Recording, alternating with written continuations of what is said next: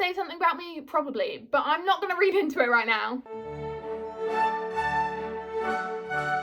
Hi, I'm Claudia and I am a massive One Direction fan. And I don't mean I was a One Direction fan, I mean I am very much a One Direction fan at this present moment. And today, the day I'm filming this, is the 23rd of July 2025, which if you don't know, is the 15-year anniversary of the creation of One Direction. And since I've already spent this morning crying at multiple TikTok edits, I thought I'd make a little YouTube video talking about how much I love One Direction. And usually on this day, all the One Direction fans are talking about is One Direction, which, you know, I would be anyway, so I thought, why not do it on camera? Although this year is a bit different since it's the first anniversary since Liam passed away last year. But I'm not going to talk about that too much because I will start crying, and that's not what I want from this video. I'm just going to talk about how much I love One Direction, okay? So the first question is obviously, how did I get into One Direction? Now, when One Direction were on the X Factor in the UK, that was in 2010, so I was 5 years old. I was not allowed to watch X Factor at that point. It was on far too late at night for 5-year-old me to be able to watch it. But I'm pretty sure me and my sister were allowed to watch it like on record at the weekends, just we weren't allowed to watch it when it was actually on TV. And obviously at that point in time, all anyone was talking about was One Direction. It was like all over the news. It was literally everywhere. And then, you know, they come third in the X Factor, but they end up like blowing up anyway. But they start releasing music and it goes really well in the UK and, you know, worldwide. But specifically like in the UK, when What Makes You Beautiful came out, I swear you could like put the radio on and every other radio station would be playing it. It was like insane. And at that point in time when like my parents or my grandma was driving me and my sister around in the car,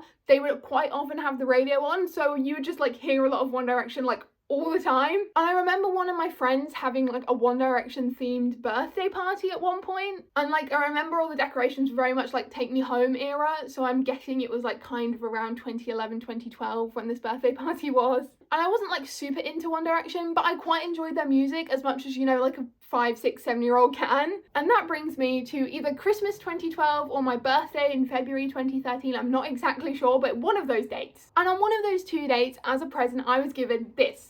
My iPod Nano. If you've never seen one of these before, it's because they're almost like 15 years old, but it is dinky. It's so tiny. It's literally the length of my finger. And I googled it. This is the 7th generation iPod Nano, which came out in October of 2012. Apparently they re-released it as well in 2015, but this is not that model. This is like the OG one. And you can tell because under this case, it is like a bright green. I don't know how well you can see it, which they only released like the bright colours the first time. The second time they went for like more metal shades like they do now with phones. Anyway, I got this either for Christmas when I was 7 or for my 8th birthday, I'm not really sure which. And before it was given to me, my dad had like preloaded a bunch of songs onto it for me. My sister also got one, which is why I think it might be Christmas, because I think we got them at the same time. But it could still have been our birthdays because our birthdays are like really close together, so I don't know. But anyway, my sister's one had like a bunch of Jessie J on it, which like 2012, 2013 was like peak Jessie J era, especially if you were about my age. Whereas mine came with One Direction preloaded onto it. I have 33 One Direction songs on this thing, and that's 5 albums, but some of them aren't like the actual albums. Like I don't actually have all 5 One Direction albums. I have the whole of Up All Night and Take Me Home. They're not the deluxe versions, they're just the standard versions, so I don't have the extra songs, but I have like most of the songs. And then I have the single release of What Makes You Beautiful for some reason, which just has What Makes You Beautiful on it, so I have that twice. And then I have the single release of One Way or Another, which if you don't know was the Red Nose Day song in like 2013 in the UK. It's sometimes also called Comic Relief, but Red Nose Day is like a big charity event we have every year in the UK. And because I have the single release of this, I have the song, the instrumental version, and a remix for some reason. Don't ask me why, my dad did this, not me. But then I also have the single release of Best Song Ever, which gives you not only Best Song Ever as like the song, but also 2 remixes, plus the live version of Kiss You from the This Is Us movie. So that's all the One Direction songs I have on here. But I also have one album which is called Pop Party 12. It was one of those things that was like really popular in like the early 2010s where like companies would just put like the biggest pop songs of the year on an album and then get you to buy it. So it has a bunch of like random really popular pop songs, I presume from 2012 because it's called Pop Party 12. But included in that album is Kiss You by One Direction. Of course I already have that song, so I already have Take Me Home, but it's still pretty cool to see. And the coolest thing is that Pop Party 12 came with music videos. That's right, this tiny little thing can play music videos for you for some reason. No, I don't think you got every music video that was on the album, but I think you got like quite a lot of them, so long as they could like get the rights to like distribute this music video. But one of the most important music videos on here is the Kiss You music video. I unfortunately don't have the best song ever video, which is like kind of disappointing, but I don't know if my iPod could handle that because that video is quite long. But if I press Kiss You, you can't hear it because iPods don't play sound. You have to like plug them into something to play sound. But if you look at that, that is the Kiss You music video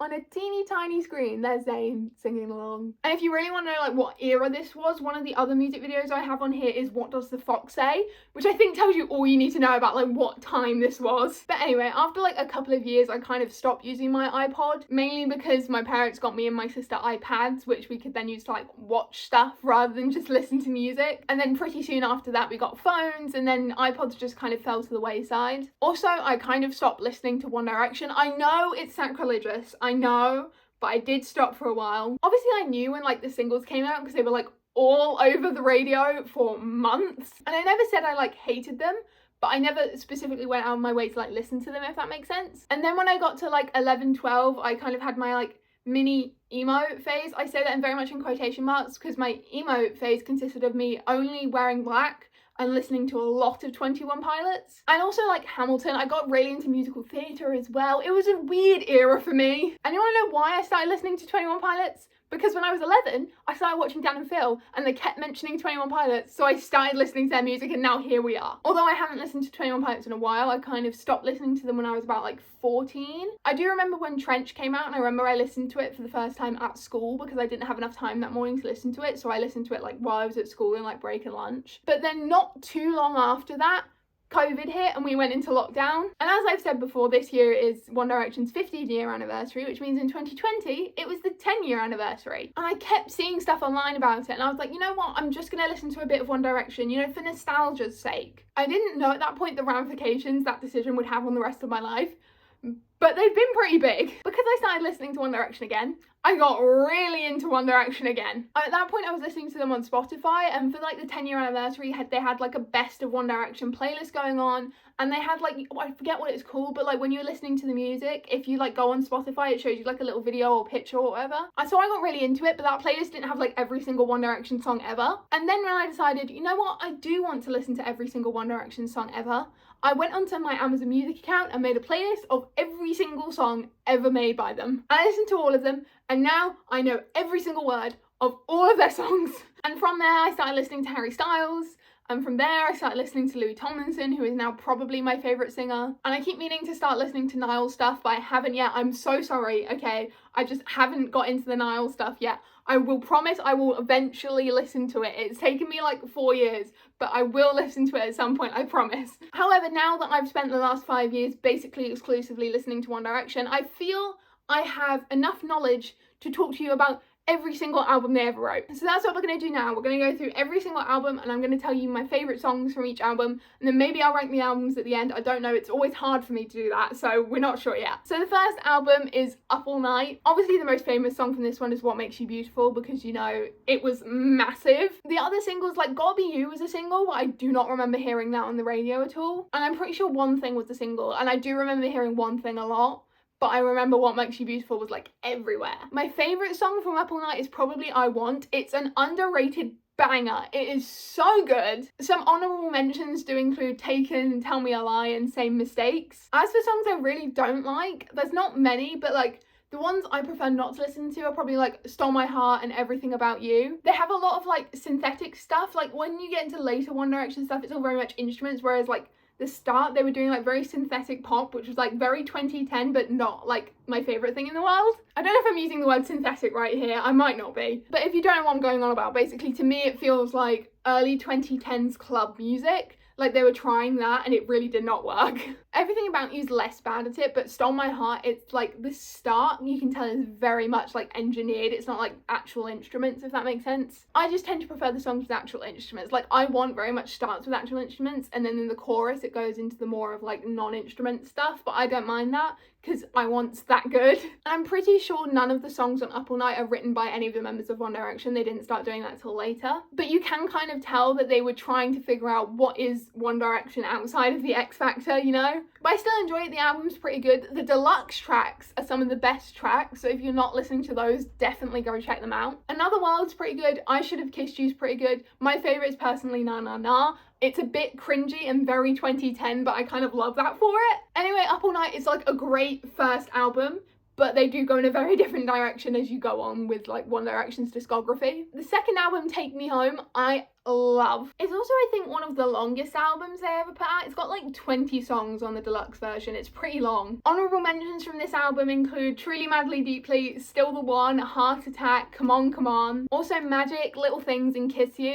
but my absolute favourite is probably Live While We're Young. It might be kind of cliche to say that because that is one of the singles, but I do absolutely love that song. Also honourable mentions for Over Again and I Would. Love those songs too. The only song I'd really say on the album that I don't particularly enjoy is probably Summer Love. I appreciate it for what it is, but it's, to me, every time I listen to it, I'm like, why are they trying to go country? I don't know what it is about it, and I always feel really awful because I know it's written by like Zayn and Louis, but to me it always feels like a little bit country and like kind of cringy and cliche, which like it was 2012, so I can't really blame them. Also, I think it was like between Take Me Home and the next album, Midnight Memories, when One Way or Another was released, which I mentioned before was their like Big Red Nose Day song, and that was constantly on the radio when it came out because like every radio play was going towards charity, so like everyone was playing it. And I remember seeing the music video for the first time and seeing David Cameron in it and being like, why is the Prime Minister in a One Direction video? But you know, it makes sense to me now. I do love One Way or Another though. I know it's a cover, but I still love it so much.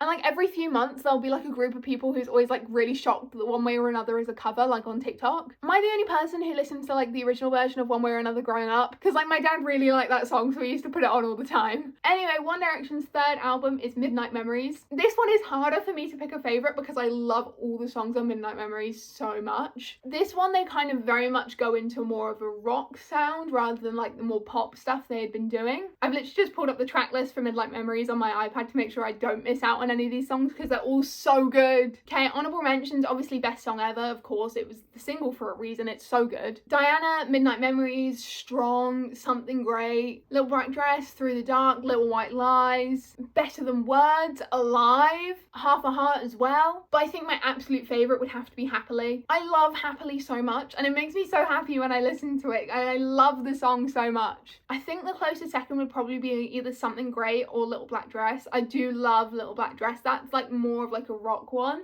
but I do love it. The only songs I don't really like, and now don't come for me on this, okay? I know these are the singles, so everyone like likes them, but then I'm just not the biggest fan of these ones, okay? It's Story of My Life and You and I know, I'm sorry, I know it's a crime. Story of My Life, I think the problem is it was everywhere when it came out, so I just heard it so much that it's like drilled into my brain, and every time I listen to it I just zone out. And You and I, while I love like the high notes and like the vocal technique that's in there, I'm just not as much of a fan of songs that are super slow. I don't mind songs that are slower, but just not that slow, okay? Also, Don't Forget Where You Belong. I like most of that song, and I like the premise of it. I like most of the lyrics. It's just, when you ever feel alone, don't. Every time I hear that, I just can't help but laugh. But I do love Midnight Memories. It's probably my favourite album. I'm going to save the ranking of the albums to the end, but Midnight Memories is probably going to be number one. And does that say something about me? Probably. But I'm not going to read into it right now. So now we move on to One Direction's fourth album, which is aptly called Fall. Now, did this confuse me when I started listening to One Direction? Absolutely. I thought Fall would be the last album when there were only, 4 of them left. But apparently it's the fourth album. Obviously they didn't know Zayn was going to leave at that point, but I do think 4 would have made more sense as the final album's title, but we're not going to go there right now. Now, my favourite song from this album is a tie. I cannot break the tie between these two songs no matter how hard I try. And those two songs are No Control and Where Do Broken Hearts Go. I love them both, mainly because both of them are very much like scream in your car songs, which I play a lot of One Direction in my car. I love the lyrics of Where Do Broken Hearts Go. I can't say that about No Control because, no control is no control. But I do love those two songs so much. Honourable mentions from this album, I've got the track list up again to make sure I don't forget any, but definitely 18, Night Changes, of course. I have also heard Louis' new more rock version of Night Changes. I'm pretty sure I've heard it live. I'm 99% sure, so that has a special place in my heart just because of that. I love 18, Spaces. Spaces is so underrated, but it's so good. Same with Clouds. Clouds is so good. Stockholm Syndrome, that one also has a special place in my heart, just like Night Changes does, because I heard Harry sing it live. Change Your Ticket I also love. And then there are two songs on this album that I love when I need a little bit of like a dance moment. You know on Grey's Anatomy when they dance it out? These are my like two favourite songs to do that to. And one kind of makes sense, it's Girl Almighty. Do the lyrics of Girl Almighty make sense? No, but the song is so good. I love it so much. I named a fanfic after it when I was like 17. That fanfic has since been taken down, don't go looking for it. It was not a One Direction fic though. My second like dancey song is Act My Age. Act My Age is such like a joke song and like a meme song, but I love it so much. It's just so silly, and I love a song that's a little bit silly. Like songs that don't take themselves seriously are some of my favourites to just like dance around to, and I love Act My Age for that reason. There's a couple of songs on this album I don't particularly enjoy. One of those is Once in a Lifetime. I know people really love Once in a Lifetime and I'll listen to it sometimes, but for me it's just really depressing to listen to. I mean, it is, I'm pretty sure, a breakup song if I'm remembering correctly, but it's just not my favourite thing in the world. I think it also falls into the same category as the ones from the last album where it's just a bit too slow for me. Also Fireproof, I know that's sacrilege. Everyone loves Fireproof, but Fireproof's just not my favourite, okay? I don't mind Fireproof, it's just not the song I'm going to be purposefully putting on, if that makes sense. I think the only other songs I haven't mentioned are like Steal My Girl, Ready to Run and like Fool's Gold. Ready to Run and Fool's Gold I'll put on if like the situation is like very specific for it, but otherwise I won't really listen to them. Like I love Fool's Gold, but you need to be in a specific mindset to listen to Fool's Gold, if that makes sense, at least for me. And I love Ready to Run, it's just not one of my favourites. I don't know why, I just don't enjoy it as much as the other ones, I'm sorry. And then Steal My Girl, same with Story of My Life. I heard it so much when it came out that I just kind of zone out now when I listen to it. It's a great song and I do very much enjoy it. It was just so overplayed when I was younger that I can't get into it now. And now we're on One Direction's 5th studio album and final studio album, unfortunately. This is also the only one without Zayn, because Zayn left before this album was made. And of course this album is called Made in the AM. Now I also have two favourite songs from this album, but my favourites for like different reasons. My favourite like fast song, Dance Around, Scream in Your Car, is very much Temporary Fix. I love Temporary Fix. It's just so good, in my opinion, which probably no one cares about, but in my opinion, it should have been a single. And then my other favourite song is very much my favourite, like, slow, very sad song, and that's If I Could Fly. It's so good and very emotional, but I kind of love it for that. When I, like, first listened to it, I decided I wanted it to be my first dance at my wedding. Now I'm not so sure, but you know, it's still up there on the list. Other honourable mentions from this one is Love You Goodbye, I Wanna Write You a Song. AM, the final song on the album, is like such a good song. I love it so much. Walking in the Wind as a goodbye song is like so good, but also like rips my heart out every time. I like Drag Me Down, Perfect, Infinity, End of the Day and Olivia are also really good. Long Way Down is another really good slow one. And of course History is the other single on the album and is the proper, you know, goodbye to the fans song. I do love History. I feel like History was seen as like the goodbye song for everyone who was like not a massive fan, and then for everyone who was a massive fan, it was Walking in the Wind. I don't think there's really any songs that I like particularly don't like on this album. I would listen to all of them. There's no like ones that I would skip halfway through like some of the other ones I've talked about. Although I don't particularly love Hey Angel, I'm sorry. I love like the second half of Hey Angel, I just can't get behind the first half, and when I'm in my car, like I can't skip forward to like the halfway through the song, so I just skip it. I'm sorry, I know people really do enjoy Hey Angel, just the first half isn't really for me. But I think that's all I have to say about the album. So now for my ranking of the albums. Number 1 is probably Midnight Memories, closely followed by Made in the AM. I know it's not got Zayn on it and I hate it for that, but also some of those songs on there are so good and they are some of my favourite One Direction songs, so it has to go second. Then next would probably be 4, just because of how much I love Where Do Broken Hearts Go and No Control. I do love all of the other songs on that album, well at least most of them, but those two are like really, for me, a cut above the rest. Then I think it would be Take Me Home, and then finally would be Up All Night. I think just because Up All Night is their first album, it's going at the bottom, just because like they were trying a couple of different things and some things didn't really work and some things were a bit too like 2010 for them, if you get what I mean. Like all that stuff I was saying about everything feeling very synthetic on some of the tracks on Up All Night. For me, I'm just not a fan of it, so it goes at the bottom. And Take Me Home, although I love it, some of the songs are a bit cringy and cheesy and very like 2012, which sometimes doesn't hold up in, you know, 2025. And I do tend to prefer the One Direction songs that lean more into a rock sound rather than pop, which is probably why the more rock albums are near the top of my ranking, but you know, here we are. Obviously, I also mentioned that I'm a big Harry Styles and Louis Tomlinson fan now. now. I've seen Harry Styles twice in concert, and Louis Tomlinson I've seen 3 times, kind of. I say kind of because I've seen him twice in concert, but I also was very, very lucky and won tickets to his movie premiere. If you don't know, in like March of 2023, Louis Tomlinson released a like documentary movie, and they had like a premiere screening in Leicester Square in London, and you could like enter